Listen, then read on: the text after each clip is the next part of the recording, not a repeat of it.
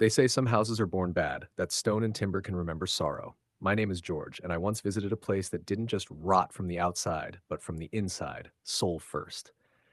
The House of Usher. You've probably never heard of it, lost in a forgotten corner of the countryside.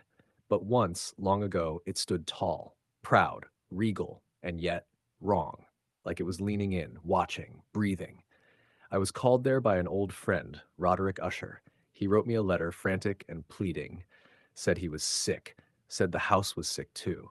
That's right. He claimed the house itself was dying. I hadn't seen Roderick since we were children, but something in his words chilled me, like he wasn't just afraid, he was unraveling. And so I went. What I found was not a home, it was a tomb with a pulse. And by the time I left, the Usher name would be gone forever. When I arrived, the first thing I noticed was the stillness. Not quiet, dead. The air was heavy, as if the house exhaled sickness. Its windows were like empty eyes. The walls cracked like old skin. There was a thin fissure running from the roof to the ground, as if the very foundation was splitting. Inside, everything was draped in decay. The furniture was ancient. The air smelled of mildew and grief. Roderick greeted me, barely a shadow of the boy I remembered, pale, shaking, sensitive to sound and light. He said he had a nervous affliction, couldn't bear sunlight, couldn't handle loud noises. But it wasn't just his body that was failing, it was his mind. He spoke of strange visions, sounds in the walls, whispers in the night. He said the house was alive, and he wasn't alone. His sister, Madeline Usher, lived there too. She was silent, pale, almost ghostly. Roderick said she was dying, but no doctor could name the illness.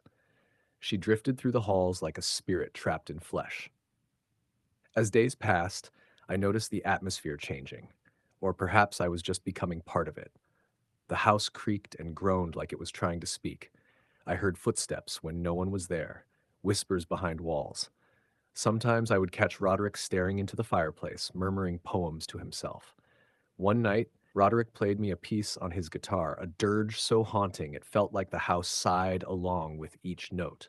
He said the Usher family had always been cursed, that their bloodline was tainted, too close, too isolated. Madness ran in their veins like rot in a tree. He told me he believed the house was tethered to the Ushers, that when one fell, so would the other. Then Madeline died, or so we thought.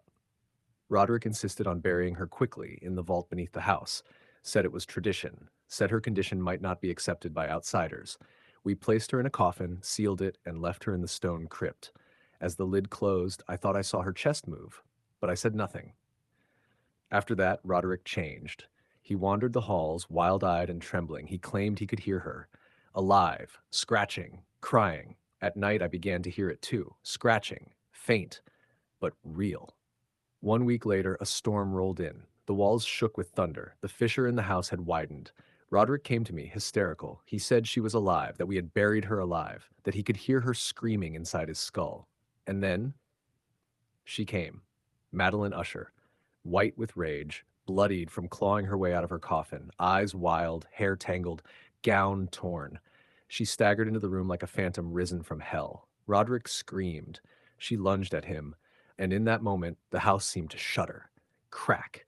Brother and sister collapsed together, dead, and the house began to break. I ran, out of the room, down the endless halls, through the heavy door. The storm tore at the earth as I reached the outside. Behind me, I watched it happen. The house of Usher split down the center. The fissure widened, the walls crumbled, and then, with a deafening roar, the entire structure collapsed into the black tarn below. Gone, swallowed by the water as if it had never been. Some houses hold memories, some hold secrets. But the house of Usher, it held madness, not just in its walls, but in its name, its blood, its soul. Roderick thought he could hear the house breathing. And in the end, maybe it could, maybe it was alive. But now it sleeps beneath the water with the ushers inside it, waiting.